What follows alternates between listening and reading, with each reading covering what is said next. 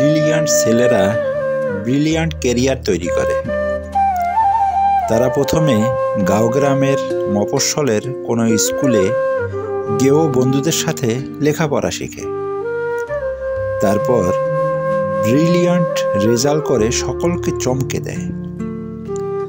তারপর তারা উচ্চতর শিক্ষার জন্য চলে যায় ঢাকা কিংবা চিটাগাং বা অন্য বড় কোনো শহরে। সেখানে গিয়ে তারা বড় বড় নম্বর পায়, পজিশন পায়। তারপর সেই নম্বর প্লেট গলায় ঝুলিয়ে তারা মস্ত মস্ত কোম্পানিতে ভালো ভালো চাকরি পায়, প্রচুর স্যালারি, দামি ফ্ল্যাট, ভালো গাড়ি।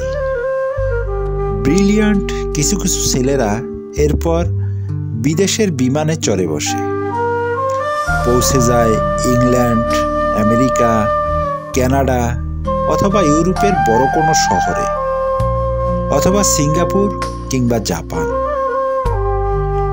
ব্রিলিয়ান্ট ছেলেদের এইসব দেশ টপাটপ কিনে নেয়।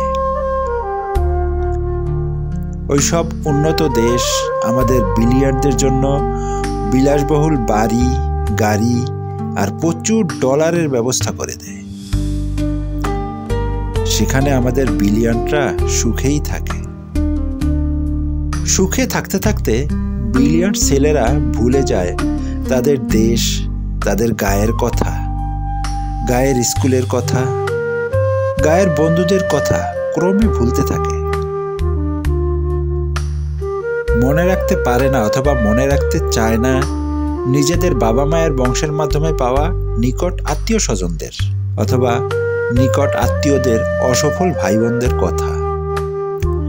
ব্রিলিয়ান্টদের জগতে ইমোশন নেই, আছে শুধুই প্রমোশন।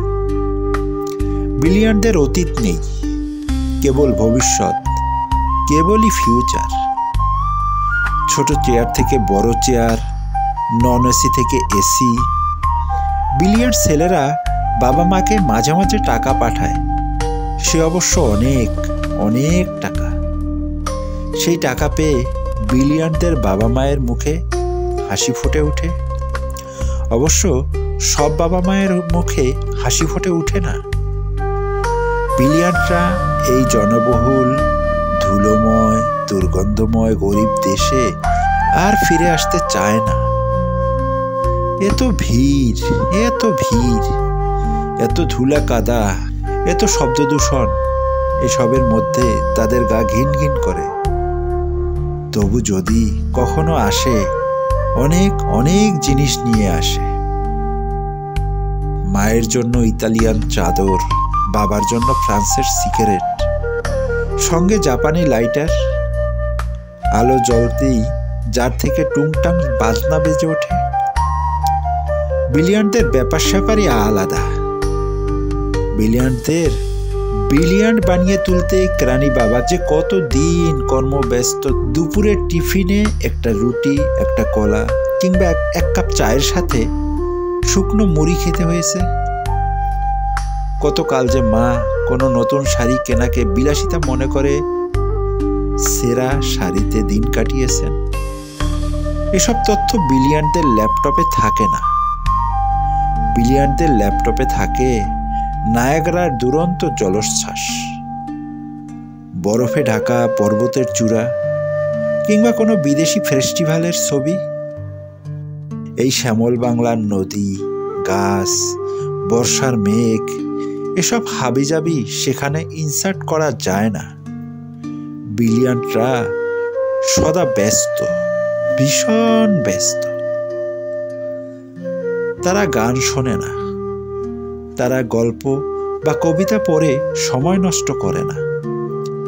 তারা আকাশ দেখে না, বৃষ্টিতে তাদের মন খারাপ হয় না।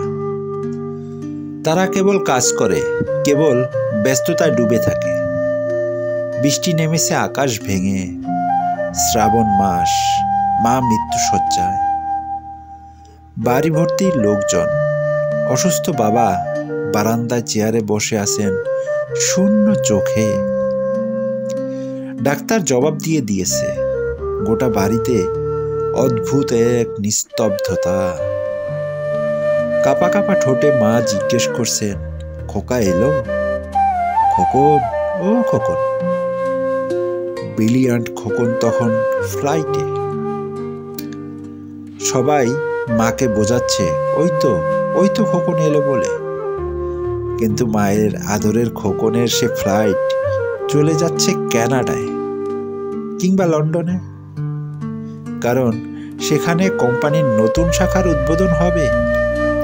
খোকন যাচ্ছে আরো বড় দায়িত্ব নিয়ে, আরো বেশি ডলার কামাতে। এখানে এই পোড়া দেশে ব্রিলিয়ান্ট খোকনের মা ছেলের মুখ না দেখেই শেষবারের মতো চোখ বুজলেন। আমরা এখন ঘরে ঘরে সবাই এমন ব্রিলিয়ান্ট ছেলে গড়ে তুলতেই ব্যস্ত, সকলেই ব্যস্ত। আর আমরা চাইও আমাদের সকলের ছেলে ব্রিলিয়ান্টতম হয়ে উঠুক।